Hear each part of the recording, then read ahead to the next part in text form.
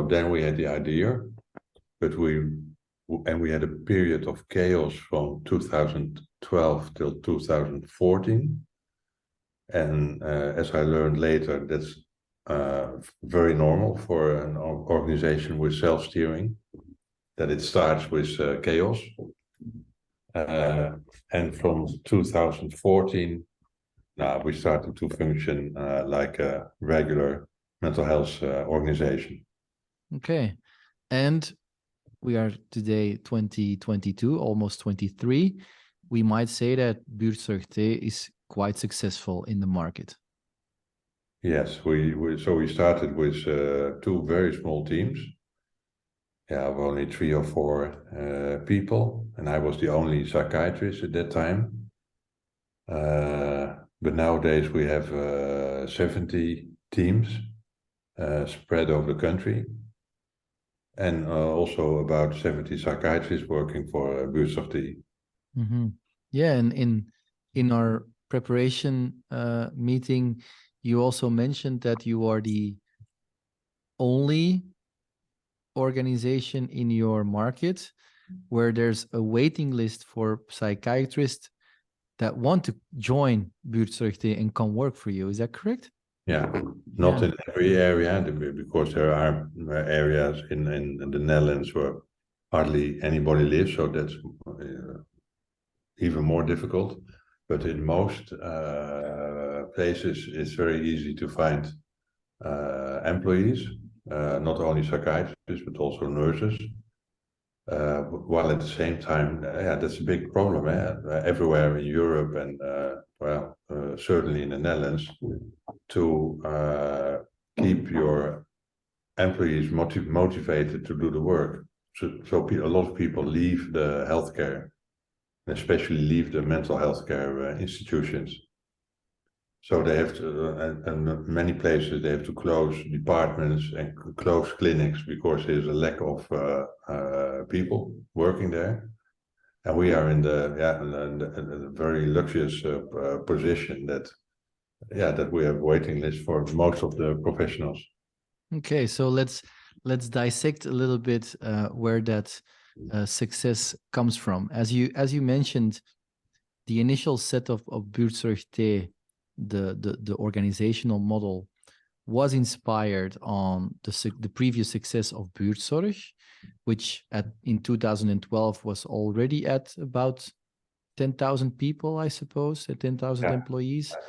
But let's first point out to the audience that there are some extra challenges, let's say, in terms of BuurtzorgT.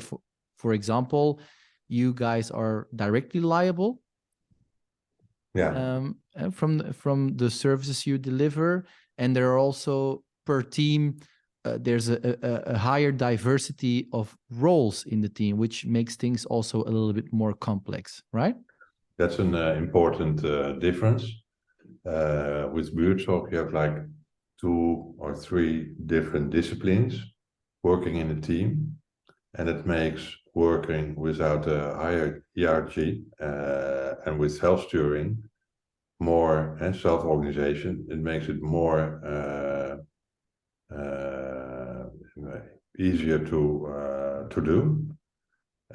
And when you have a lot of different disciplines, like with BuurtzorgT, we have nurses, we have psychologists of different educational levels, we have doctors, we have psychiatrists. Then it's more complicated to prevent hierarchy. Mm-hmm.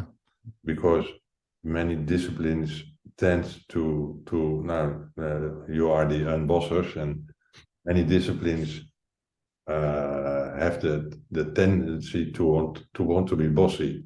Like psychiatrists like to think that they should manage the teams, and certain psychologists also think that they should manage the teams.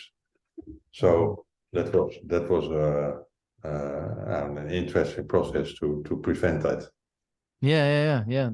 Indeed, the more different roles in one team, the higher the chance that one of those disciplines or roles thinks that they are the real responsible for the outcome, and that therefore they should be able to control what the rest of the team is doing. Yeah, So and that also yeah. has to do with the fact that in the Netherlands we have a system in which you have that's called a regiebehandelaar in Dutch, like like the end responsible person in the treatment, and most of the time these are the psychiatrists. So if something goes wrong in the treatment, for what reason, the psychiatrist is held responsible. Mm-hmm. So that Okay, makes that's how it typically is in your market. but Yeah. also that's how it's arranged by law, Mm-hmm. also Okay, by yeah. insurance agreements. So that gives these psychiatrists a special position in the treatment. Mm-hmm. Makes it even more difficult to be at the same level with the other disciplines in the Yeah. team. Yeah. To create a level of equality between all the Equality, members in a team. yeah. And so what are for you the you sometimes mention that BuurtzorgT is self-management to the next level compared to Buurtzorg. Let's and and even I think Jos will agree with. Why is that? What did you specifically have to adopt along the way, and what did you have to improve, starting from the Buurtzorg model to adopt to the needs of your organization and your market? You're right. Jos and I, we had a lot of discussion about it. And nowadays we agree on this subject. And I always had the thought that when you have an organization with self-organization, self-steering, then it's strange that the teams who are fully responsible for what they're doing, for the acquisition, for the treatment, for everything, for finding a location, for the office, you name it, Everything, yeah. everything, that they don't have any independency on the financial level, and that they're still bestuurder, a manager like me, the only one who takes the decisions when it goes about money. Mm-hmm. And also that there's not only like CEO, but there are owners who have the shares of the company, and that used to be Jos and me, who are who have right to share in the profit of the organization. Mm-hmm. So Yeah, the teams so do the there's work. The teams yeah. do the work. They're self-organized. They do everything. But the owners, the shareholders, they get all the dividend paid for it. Mm-hmm. Now The profits. we never paid any dividend with BuurtzorgT because we are growing so fast and we needed all the money for our own growth. But in the future, the situation would be, so imagine there's a 1 million euro profit, and then Jos and me would have the dividend out of that, and the employees wouldn't have anything. So what we decided to do is to sort of make BuurtzorgT owner of itself.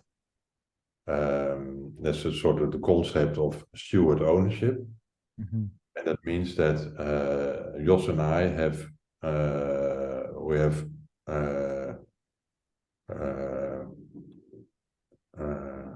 we gave our shares to an investor, and the investor paid for it, which made it possible for BuurtzorgT to grow, to have further growth. But we also agreed that BuurtzorgT can buy back these shares for the same amount of money as the investor paid for it. So in the end, the shares will be in the hands of BuurtzorgT. So then if there will be profit then it is beneficial for all the employees and for the whole organization. Mm-hmm. At the same time, we are also sort of now we're working with stewards, and these are the ones who sort of guide the mission and the soul of the company. And these stewards have the final rights in the same way as that shareholders had before. So all the ones who decide within BuurtzorgT are the stewards. And the shares they have are separated from the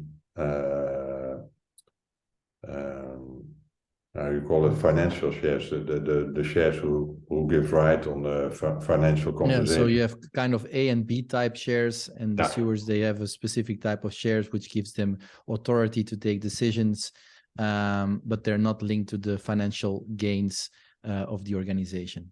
Thank you. That's exactly how it is. Yes. So let me summarize for our listeners. So because you personally believe that there was a gap between the fact that on the one hand, well, the difference between BuurtzorgT and Buurtzorg is a foundation, and BuurtzorgT is a profit organization. Therefore, it requires shareholders. The shareholders decided to implement a self-managing organizational model, which means that the different teams are responsible from A to Z for whatever is needed to create value for your patients. Mm-hmm. They're doing so successfully. Hence, there's profit being generated in the organization.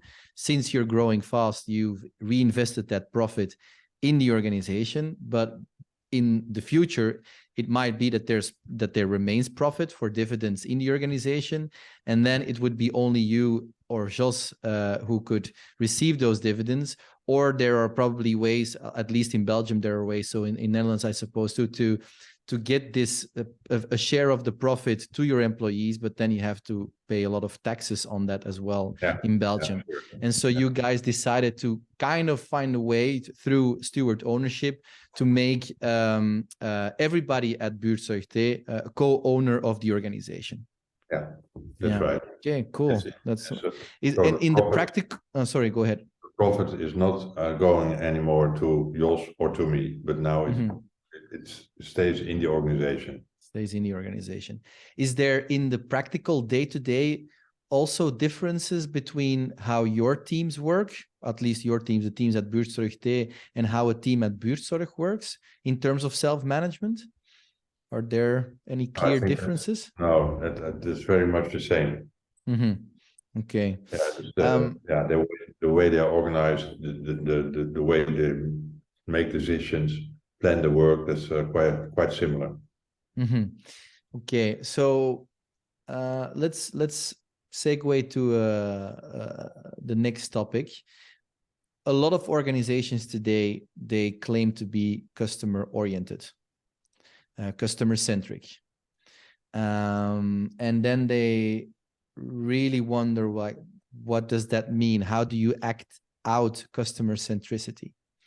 In your market, typically the customer, the patient, comes to the psychiatrist or the organization to get care.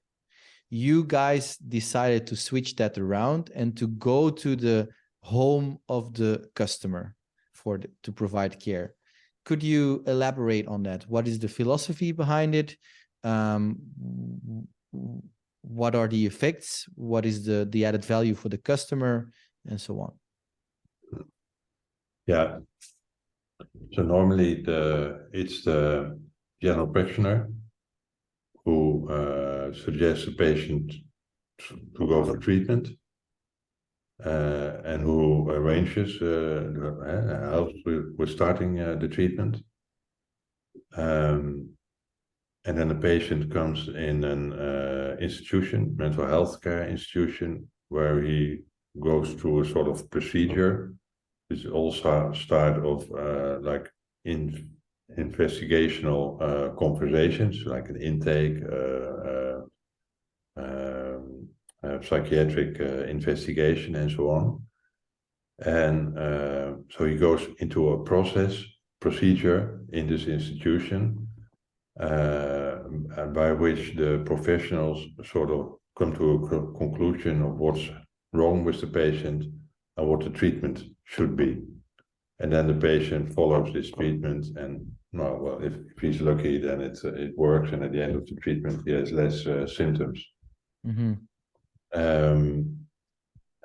But it's very hierarchically organized in the same way as the institutions are organized.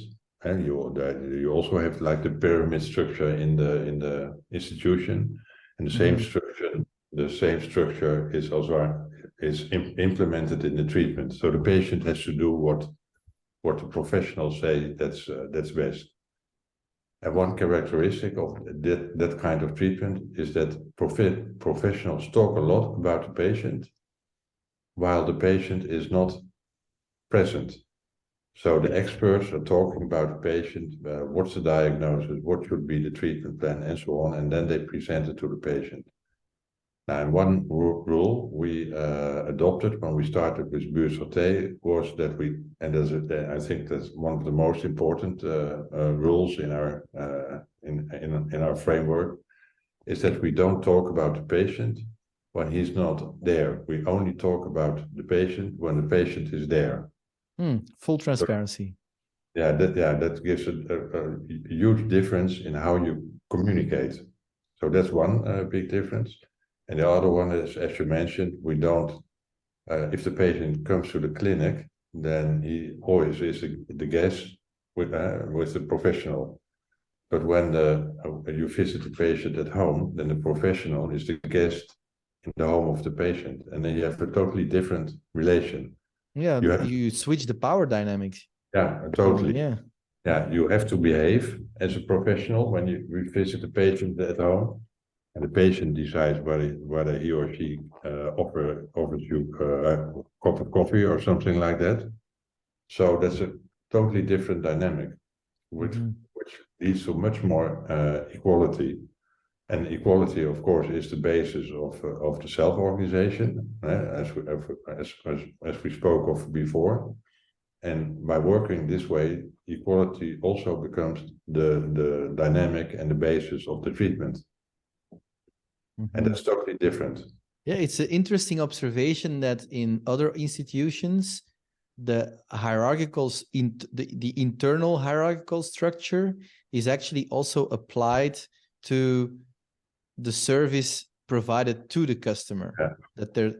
And what I hear you saying is that because we believe in equality also internally, we apply that same concept in our relationship to our customer/patient. I think that you can see that often, this sort of parallel dynamics in organizations.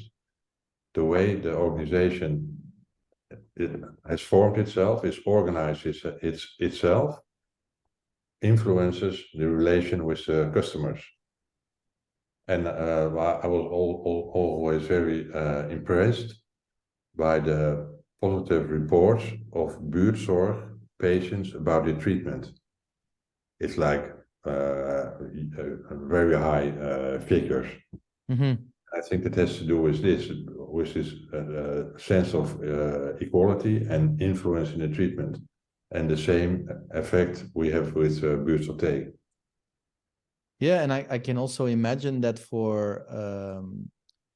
your people, when they visit a customer at home, they get tons more non-verbal information, like what's the state of the apartment, is there food in the fridge, all kinds of things that might indicate certain things and might help them coming to a treatment. You really, there's this phrase in management theory which called zero distance to customer. Well, what you guys do is really zero distance to customer. You try to close the gap between you and the customer as much as possible. If I would be a devil's advocate, I can imagine that there are doctors saying, or psychologists and psychiatrists saying, yeah, but there needs to be a gap between the psychologist and the patient. And isn't there a risk in becoming too close? Yeah. What is your response there? Yeah, sure. Normally, yeah, in most of the institutions in the Netherlands, they prefer to work with professional distance. And so you have the professional and you have the table, and the other side of the table is the patient. And the patient is the one with the illness, and the professional is the healthy one. So that's very separated. And that has a lot of advantages, professional distance. And also you prevent too close relationships and too much dependence in a way. And in our way of treatment, that can be a danger, that the patient becomes too dependent on the one who does the treatment, and thus the treatment becomes longer than necessary. And we have also thought about that, and so we have also an important sort of internal law in our framework, and that is that a patient is never treated by only one professional, but by the whole team. So if a patient is recovered, that's sort of achievement of the whole team. And the patient has at least 3 members of the team having contact with the patient. And every 5 to 10 times, the patient is visited by 2 professionals to sort of evaluate the treatment, but also to evaluate the relation between the patient and the other professional. Okay. So, and doesn't that drive costs way high if you always have to visit them with 2 people? Not always, every 5 to 10 times. Oh, okay, yeah. And then, but no, I think it lessens the cost very much, because if you have like a second opinion from a colleague, then often the idea is from, okay, you achieved a lot in the treatment, so what would be further goals, or did you reach all the goals maybe? And often it helps to end the treatment relationship earlier.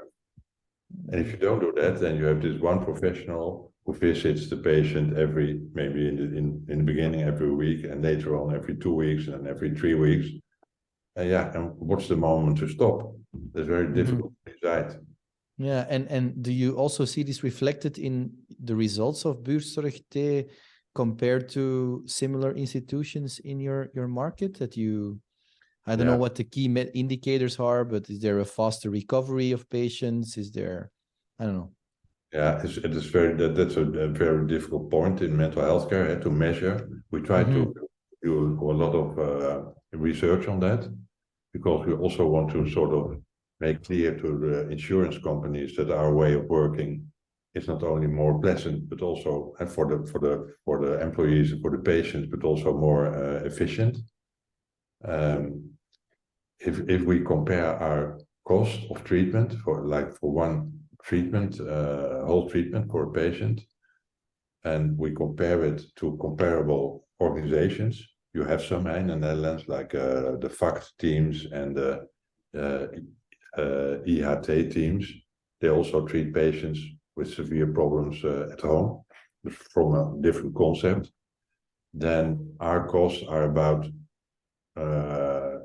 25-30% less than these teams. Okay. So I think, and at the same time, the way we are organized makes that our overhead is much less than in other organizations. So we have like about 20% more time, which we can use for the treatment instead of for bureaucracy or administrative processes. I want to go back to the 2 rather operational things. The first is, how did you deal with that diversity of roles? If there's one of 2 best practices that really helped you create equality across those different roles, what would those be?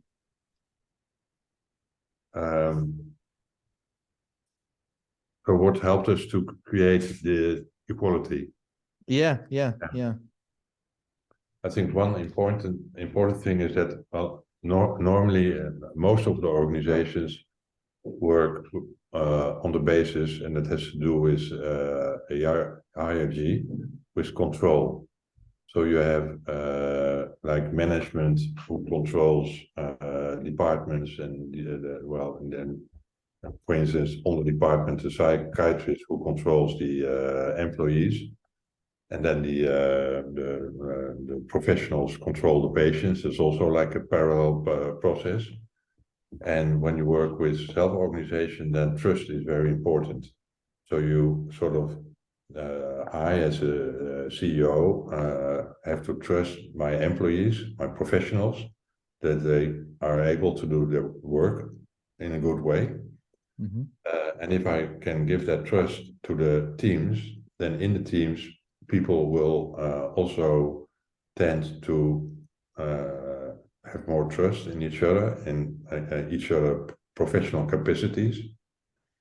And so we have to work with psychiatrists. That's what we learned, and with like clinical psychologists who are able to sort of judge the team members, and when they have the idea that they are competent, also to really to trust them.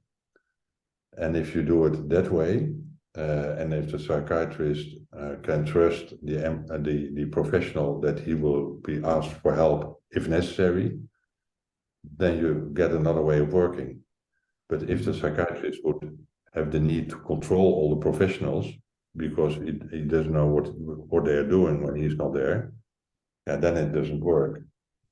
So that was the main thing to help, like the final responsible professionals, like the psychologists and psychiatrists, to help them to adopt a more coaching role based on trust instead of a controlling role.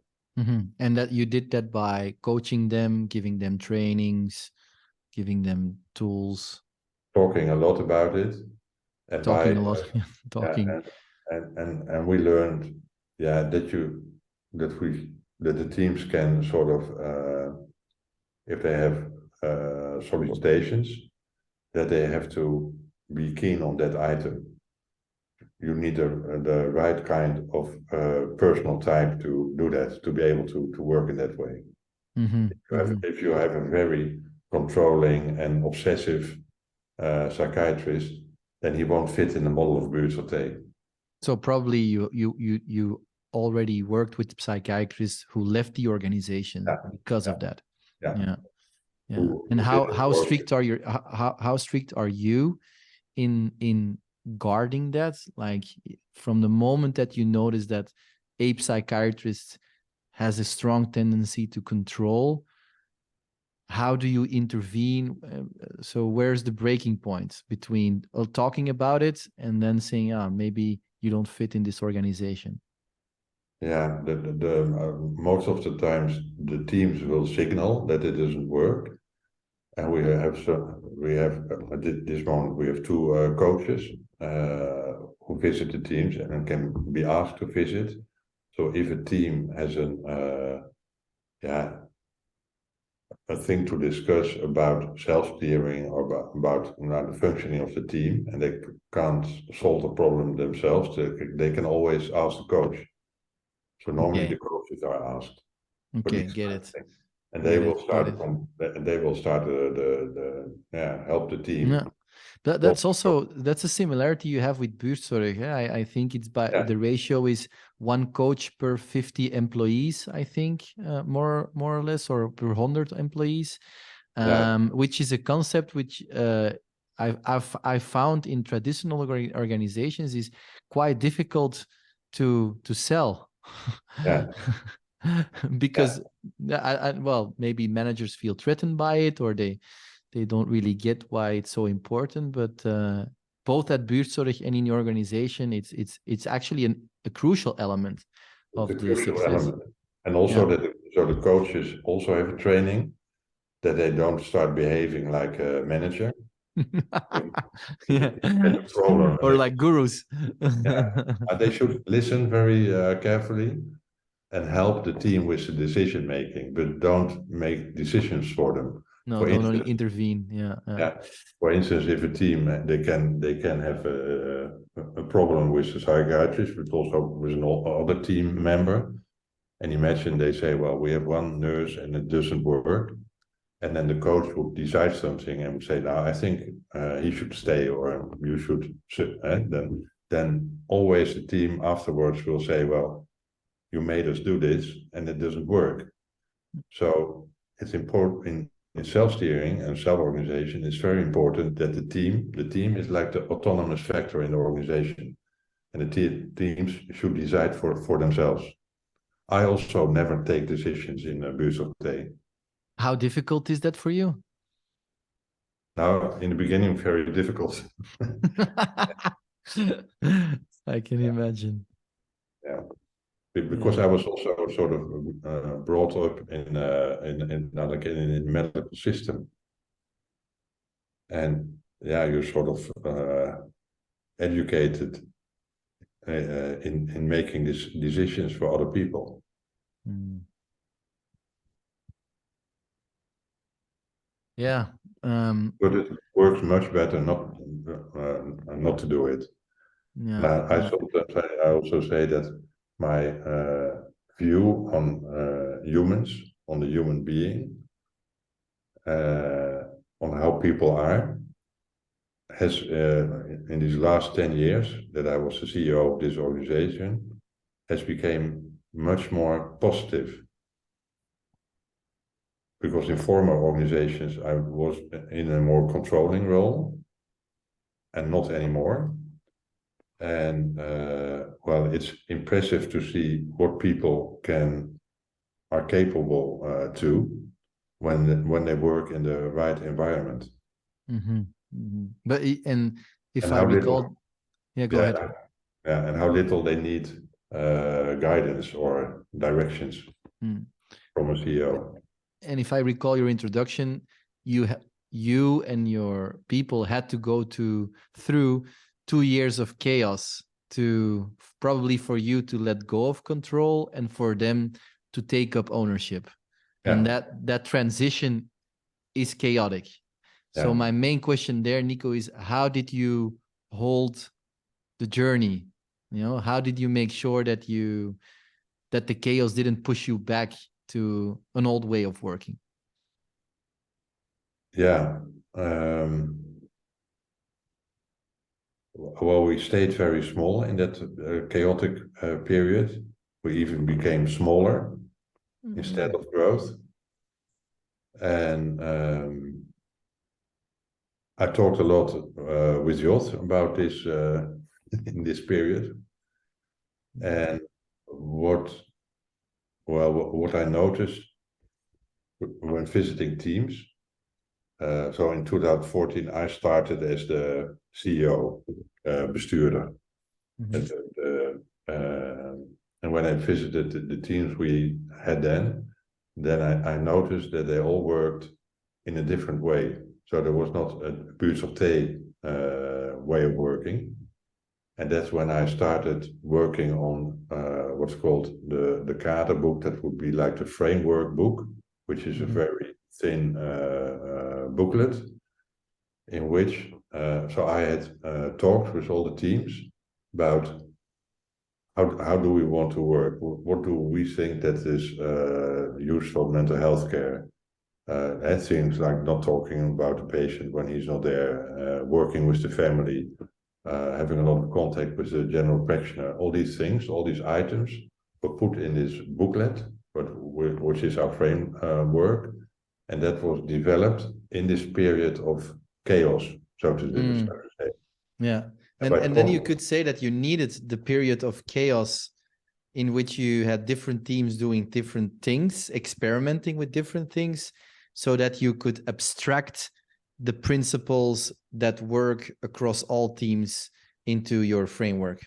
Exactly. Yeah, yeah, yeah. So and that was the basis for by further grow. And nowadays, if there's a team, and when they have a new colleague working for them, they always introduce this framework booklet, and they ask them, can you agree on these items before a person starts working with BuurtzorgT? Mm-hmm. And these things in the booklet is like our that you could say that our soul, Yeah, or the yeah, base. non-negotiable rules or whatever. Yeah, yeah, yeah. We're approaching the end, but there was a second operational topic that I want to touch upon, and that is the planning process. Because typically, if the type of organization that you have and it grows, the planning process is typically a process in which bureaucracy can really slip in. For example, that the teams at one point say, hey, we need a central team that does all the planning for all the teams. It's going to be more efficient. Can you explain me why that, if there was a tendency to do that or not, and why you don't have how you organize planning today, and what are the way-offs that you take into account into your planning process? Well, we don't have a planning process. Okay, let's okay. We don't. No. So there's no central planning team. There are no planners in your organization, people that do nothing but plan appointments with patients. That's done by the psychiatrist, the psychologist, and the people in the team. Yeah, in the team. Normally, like in a classic organization, you have this planning, and you have like a central team for intake, etc. And you have a planning department, and that is because in many organizations the treatment process is seen as like a protocol or a procedure. You can plan a treatment protocol of like 10 sessions, so that will take 10 hours, and then you can start planning with the patients. But in our case, every treatment is different. Sometimes it's only 1 or 2 sessions, and sometimes it's 2 times a week during month, depending on what's necessary. So even if he would have a planner, he would get mad because it would be impossible to change that.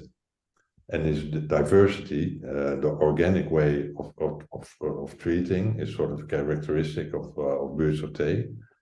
So every patient of every professional has a certain amount of time available for treatments. That's his or her own responsibility. And when a patient is helped, then he or she will say in the team that there's more space for treatment in his or her agenda. And then the patients are admitted by the general practitioner. So if he will call with the team member who has the telephone that day and say, well, I have a patient here. They will talk about the indication for treatment. And then the one who has talked to the general practitioner will discuss it in the team, and they will decide to start the treatment and when. And if there's very much treatments and very much patients, then the team can decide, well, with so many new patients now, maybe we should look for a new team member and make the team bigger. And sometimes it goes so fast that they say, let's split up the team in 2 teams because we have many admissions in this area. So it's all done in a sort of organic way in the teams. Yeah, and the advantage of that is that they plan treatments with the patient in mind, whereas if you have a planner who has no contact with patients whatsoever, they plan in terms of capacity and cost. Yeah, exactly. That's basically their main driver. Yeah. We plan on the content, and often in procedures, protocols, the planning is on financial motives. Mm-hmm. Mm-hmm. Okay, interesting. Although I think for some people in organizations, almost difficult to believe that it's possible to do that kind of planning in an organic way. Yeah. If you're used to that protocol approach, like really industrialized care of patients, it's sometimes impossible to imagine that there's an alternative. Yeah, but when you experiment with it and when you work that way, it's very satisfactory. We had a recent investigation on the satisfaction of our employees, and the people who did the research couldn't believe the results. They said this is impossible for a healthcare organization, and especially for a mental health organization. Like the NPS, the Net Promoter Score, was 87, which is, I think, it's even higher than organizations like Google. And that has to do with the autonomy of the employees, and also of with the trust in the organization, and the fact that there's no planners who tell you what you have to do. Mm-hmm. Okay, I'm looking at the time. Nico, thank you so much for sharing some insights of your fascinating organization. I'm sure a lot of people will take away a lot of things from it. Maybe a fun last question. If you would be able to send one tweet that you know for sure the entire world would read, what would you tweet to the world?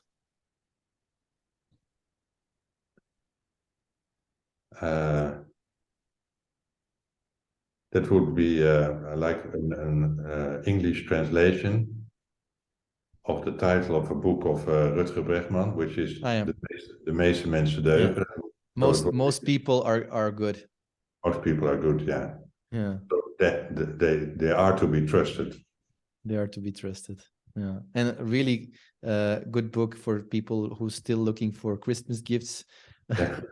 The book of Rutger Bregman is really a fantastic book to read, especially in these dark times of Christmas.